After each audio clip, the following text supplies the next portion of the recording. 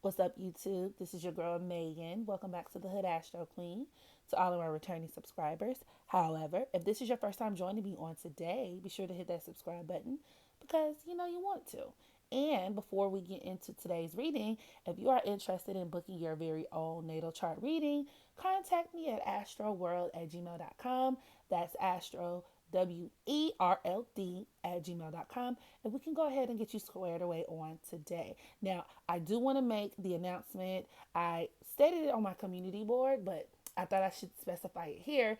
I am currently discontinuing my full natal chart interpretation reports simply because I'm overbooked in that department. Because it's the holiday season, I've gotten a lot of orders and I really appreciate you guys.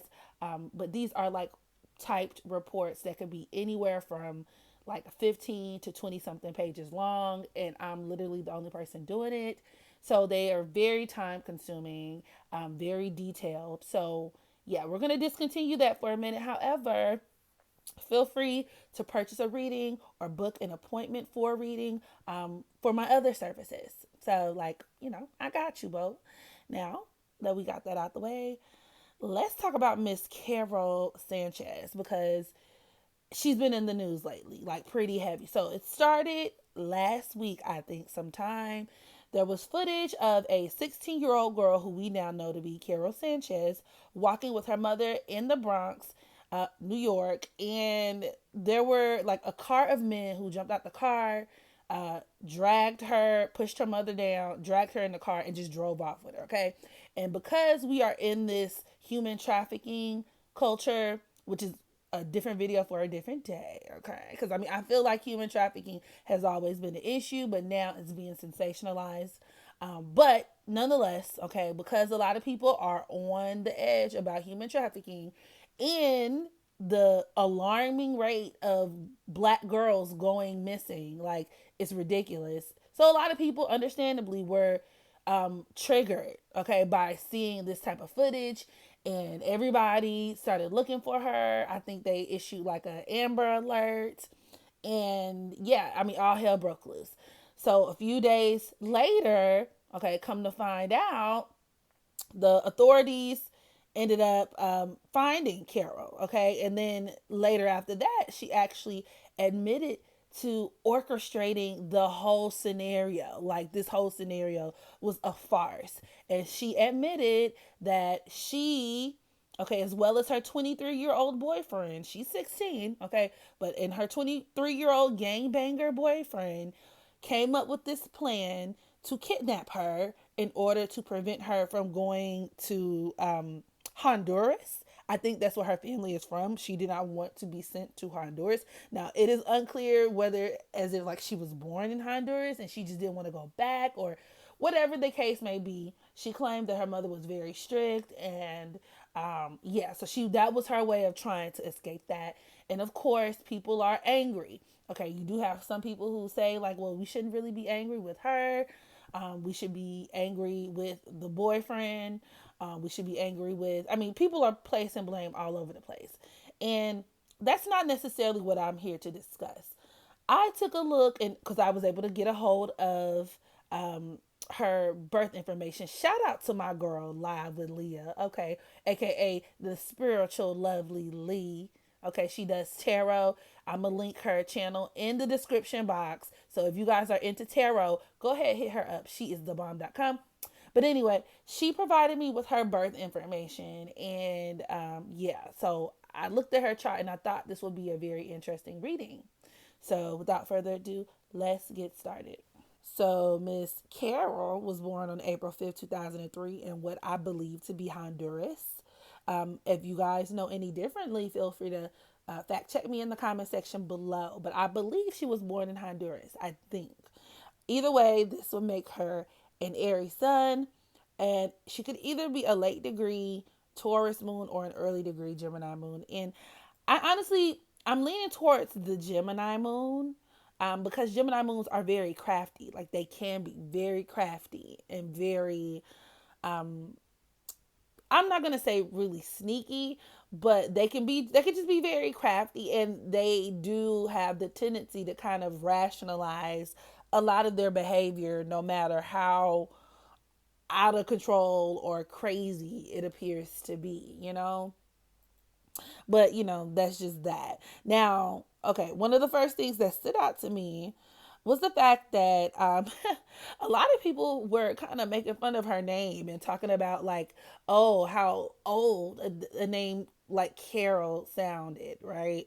And her Mars is at the 19th degree of Capricorn, and Mars actually quite literally deals with your name. And Capricorn deals with things that are old. So, like, this could actually literally deal with a person who has a very old sounding name. But also, her Capricorn Mars can deal with her growing up really fast. Somebody else who has a very similar, or at least a lot of similar placements to her, is Daniel Bergoli. Okay, Bad Baby. Y'all feel free to check out that video if you haven't. But those of you all who did watch my Daniel Bergoli video, she also had her Mars in Capricorn, and they have this theme of, like I said, feeling like they're grown, even despite them not being grown. And they're like the same age, too. Also, just like Daniel Broccoli, Carol's Mars is conjoined to her Chiron, which is at the 17th degree of Capricorn. And Chiron can deal with areas in your life where you feel like you are the exception to the rules, quite frankly. So her Mars conjoined to Chiron can deal with where, because she feels so grown, she feels like she doesn't really need to respect authority. So right away, I can tell she has like a lot of rebellious tendencies about herself in a way. She's also an Aries sun. Her sun is squaring her Mars and Chiron. So, that could even deal with her just being straight up like headstrong, very like, I'm willful and determined to like do my own thing. Lots of conflict surrounding authority figures, and it could also potentially support having a rather strict mom, or growing up in an environment where you're constantly resisting discipline, where it's like almost impossible to discipline you. Now, in that respect, now that I'm thinking about it, her being a Taurus moon could even apply, because a lot of Taurus moons do tend to have mothers that are very conservative in nature. But also, that square between her sun and Chiron could deal with where she has dysfunctional relationships with men, starting with the father. Also, that Mars conjoined to Capricorn does reflect her dating older men. So this deals with, dating a man, like literally a grown ass man. She's 16 and her boyfriend, as the report stated, is 23 years old. That's full out and out rape, statutory rape. So a lot of women or young girls with their Mars and Capricorn can actually attract older men. And that conjunction to Chiron can even signify to where there's something not right about the relationship. Like these men, in this case, like being perverts or something like that, to where there's something just kind of off. And you can also look at Chiron because it embodies a lot of qualities of like Uranus and Saturn. It kind of reinforces this theme of like perversion, because Uranus does deal with perversion. So I thought that was kind of interesting. Also, Carol has her Mercury at the 29th degree of Aries. So once again, this Aries energy, very willful. So in a lot of ways, it does kind of reinforce this energy signature of her being an Aries sun. But that 29th degree is also known as the anaretic degree, and it causes crises, quite literally, and it could actually directly reflect a issue with the mother, conflicts at home. So, her stating that she had issues with her mom or whatever the case may be could actually be true. So that checks out there. It could also create, you know, um, issues with like anger management too. You know, it can deal where she gets herself in a lot of hot water based on very brazen, impulsive decisions where she just does shit and doesn't really think about the consequences or what's going to happen afterwards. It could even point towards issues with nationality and cultures. So in regards to her being an Afro Latina, I'm assuming if her family's from Honduras, there could be some type of issues blending in, or that she perceives as being issues like with either her culture or American culture. I'm assuming maybe her culture because she didn't want to go back there. But, there could be some issues in regards to that as well. And I'm not sure if she has any siblings, but this could also spell out a lot of sibling issues as well, as far as just a lot of infighting within the family, and also even a lot of conflict with, like I said, identity and just her own strong sense of willfulness. And with her sun trining her Pluto at the 19th degree of Sagittarius, you can kind of get the sense that she's a really big risk taker. Like she's not one of those kids who are afraid of trying new things, doing new things.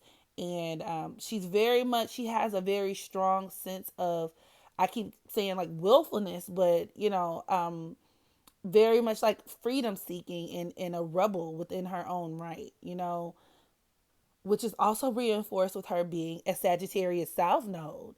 That's very fitting, as it can produce a person who is very rebellious, reckless, um, lawless, and as a consequence, these people can find themselves in trouble with the law. But this could also deal with the person who has issues, and a lot of karma attached to foreign countries, foreign lands. And which is very interesting because depending on how you want to look at it, this could even represent her aversion to going back to Honduras. Which, I mean, if we're just astrologically speaking, she was well within her rights to want to stay here. Okay, because with her being a Gemini North Node, Gemini does deal with like inner cities, such as like New York, the Bronx. She's supposed to live out a lot of her life in a city environment, learning how to cultivate a lot of street smarts, because her being a Sagittarius South Node points to where in this lifetime she's lacking a lot of common sense. Particularly, I mean, that could be reflected in the decision to orchestrate your own kidnapping. Like, people weren't going to find out. Like, people weren't going to look that deeply into it. That's very Sagittarius South Node. Head in the clouds, not really thinking things through all the way. Somebody pitches you an idea or however the situation goes, and you're like, fuck it, we're going for it. But with her being a Gemini North Node, she has a karmic responsibility to use her brain and use some common sense. Now, like I said, I don't think she went about it the right way, but she was definitely on her astrological mark by not wanting to go back to Honduras. I don't see her voyaging back to Honduras doing anything useful for her. And Sagittarius South Node individuals tend to encounter a lot of situations in life that would actually force them to have to travel over long distances, which is very consistent with Karol's situation. So, yeah, there's that. Also, Sagittarius South Nodes are known for their pie in the sky style of thinking, which could trend towards idealism, or at least like idealism on crack, like very extreme forms of idealism, to where, I mean, it could kind of fall in that same vein as being like a little gullible in a sense. And this could reflect, even her mindset. Like, now granted, we don't know exactly what the nature of her relationship is with this grown ass man. Nor, I mean, should we care? But I would assume that a young girl would have to have some level of gullibility, if that's a word, in order to get yourself entangled with a person like that to begin with, a grown man to begin with, because a lot of times these grown ass men do prey, quite frankly, on young girls. Also, her Jupiter is at the 8th degree of Leo. That could deal with her being super naive.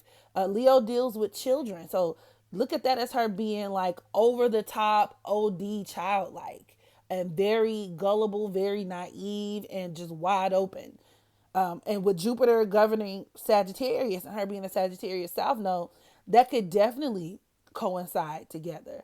So yeah, her being super idealistic and thinking like, maybe if I just did this, maybe if we just orchestrated that, maybe if we just went with this plan, things would turn out like A, B, and C, and then actually going through with it and realizing, oh, well, that didn't go as expected.